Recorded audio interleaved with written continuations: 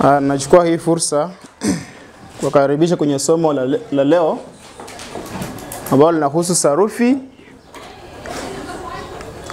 Na upande wa sarufi tutarejelea ngeli na upatanisho wa kisarufi. Kwenye kipindi chetu cha awali tuliangalia ngeli mbalimbali na ngeli ya ku, kuna ngeli ya li, alafu kuna ngeli ya pa, ku, mu, ambayo pia huitwa ni ngeli ya mahali. Na usahau kwamba tuna ngeli nyingine ambazo tulikuwa tumesoma, kwa mfano ngeli ya uzi na ngeli ya yaya kwenye mtaala wa gredi ya 9. Sasa kwa leo nataka turejelee ngeli ya pakumu. Ngeli ya pakumu.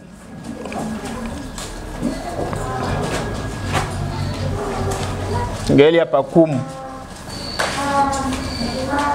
Ngeli ya pakumu kwa jumla huwa tunaita ngeli ya mahali. Hii ni ngeli ya mahali. Mahali. Kwa nini? Katika upatanisho wake wa kisarufi, viambishi pa, ku, mu hutegemea nini? Hutegemea nomino husika ambayo ni nomino ya nomino ya mahali. Ukirejelea pa kurejelea mahali ambapo ni maalum au mahali panapo dhihirika au tuseme mahali dhahiri. Unaposema mwanafunzi amekuja shuleni, shuleni inakuwa ni mahali. Mwanafunzi amekuja shuleni. Kizingatia hiyo pa. Mwanafunzi amekuja shuleni. Sasa amekuja shuleni papa hapa. Ukisema papa hapa unarejelea mahali ambapo ni maalum au mahali palipo dhahiri, ni wazi, panaonekana, panadhihirika. Sasa shuleni papa hapa. Kwa mfano shuleni papa hapa ni Petro. Shuleni papa hapa ni Petro. Ukisema shuleni papa hapa ni Petro, inamaanisha kwamba unarejelea mahali ambako ni dhahiri ama panaonekana, panajulikana, ni wazi. Hapo ni kujikita kwa misingi ya nini? Ya mahali palipo dhahiri. Iwapo tunarejelea mahali ambako si dhahiri, yani mahali kusiko dhihirika, hakujulikani vizuri, basi unasema kwa mfano shuleni huku. Shuleni huku.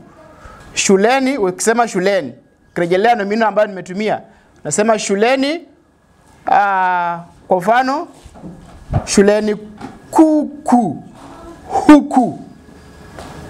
Shuleni kuku huku ndiko kuna elimu bora. Elimu bora kurejelea masomo. Sasa hatujarejelea shule yetu. Elimu bora. Kama ni kwa mfano seme msikiti, basi utaongeza ni kurejelea kielezi cha mahali. Sasa unasema kwamba msikitini huko ndiko tulikoenda kusali. Kwa mfano msikitini huko ndiko tulikoenda kusali. Ni mahali ambako hakujadhihirika, si wazi, si dhahiri. Yaani ni kama hatuna habari maalum kuhusu huko msikitini. Na kama ni shuleni na ni mbali, unasema shuleni huko ndiko walikoenda kupata bora. Sasa inamaanisha kwamba hatujui haswa vizuri huko wanakoongelea ama wanakorejelea. Hatuna picha dhahiri ama kamili. Ukirejelea kwa mfano mu kama kiambishi kinachorejelea mahali, basi unasema shuleni humu. Humu ukirejelea ndani sasa.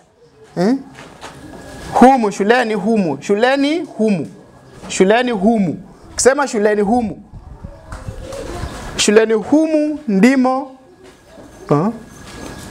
ndimo mnamosoma. Shuleni humu. Shuleni humu. Ama tuanze shuleni mumu humu. Mumu humu ndimo mnamo soma. Shuleni mumu humu ndimo mnamo soma. Inamaanisha kwamba unarejelea ndani. Sasa unaporejelea ngeli ya pakumu, jua kwamba pa inarejelea mahali palipo dhahiri au maalum. Dhahiri au maalum. Alafu unarejelea ku kama kiambishi, unarejelea mahali ambako si dhahiri. Sasa